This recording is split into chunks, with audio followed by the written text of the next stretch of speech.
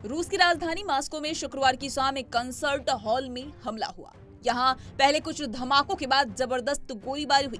इस घटने में अब तक 60 से ज्यादा लोगों की जान जाने की बात सामने आई है। वहीं करीब 145 लोग घायल हुए हैं।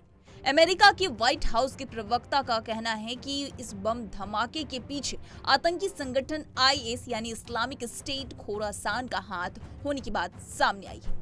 रिपोर्ट्स के मुताबिक हाल ही में अमेरिकी खुफिया एजेंसियों ने चेतावनी जारी की थी कि आईएस के आतंकवादी रूस पर हमले की साजिश रच रहे हैं। व्हाइट हाउस के मुताबिक इसे लेकर उसकी जिम्मेदारी निभाते हुए नागरिकों और रूस के अधिकारियों को चेतावनी जारी की गई थी।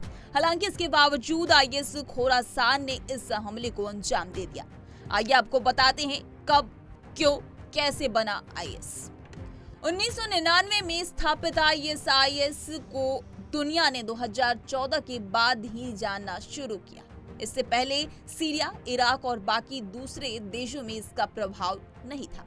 आईएस खोरासान आईएसआई का ही एक शाखा है, जिसे जनवरी 2015 में तालिबान के पाकिस्तानी सहयोगी के असंतुष्ट सदस्यों द्वारा स्थापित किया गया था। इसे तालिबान और अमेरिका का कट्टर दुश्मन माना जाता है। खोरासान शब्द एक प्राचीन इलाके के नाम पर आधारित है, जिसमें कभी उज्बेकिस्तान, अफगानिस्तान, तुर्कमेनिस्तान और इराक का हिस्सा शामिल हुआ करता था।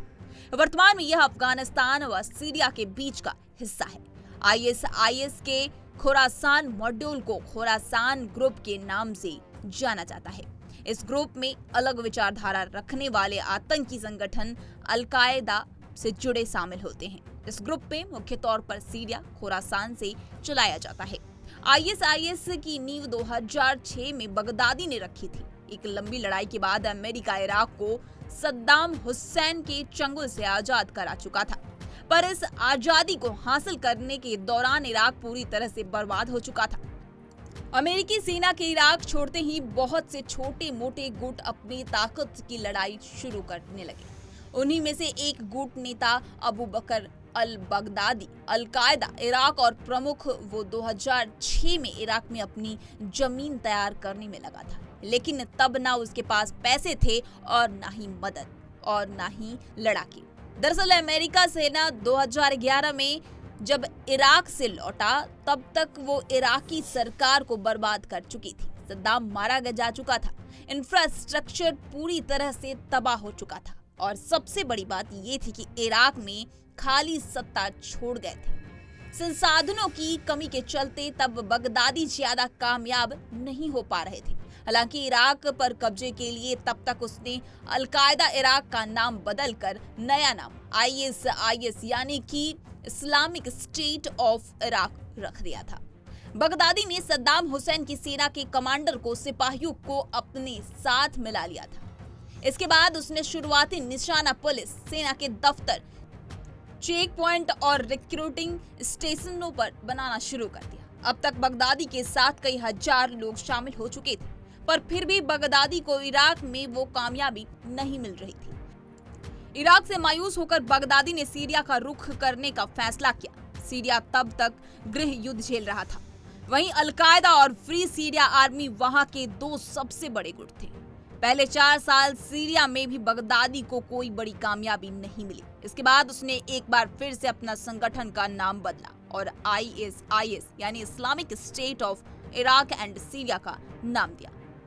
इसी के साथ आपको बता दें कि आईएस खोरासान ने पहले भी अफगानिस्तान में कई आतंकी हमले किए हैं। 2021 में जब अमेरिका ने अफगानिस्तान में तालिबान के कब्जे के बाद अपने सैनिकों को निकालने का फैसला किया, तब काबुल एयरपोर्ट के बाहर 2 आत्मघाती हमले हुए थे। इन हमलों में अमेरिकी मरीन कमांडो समेत कम से कम 60 लोगों की मौत हुई थी।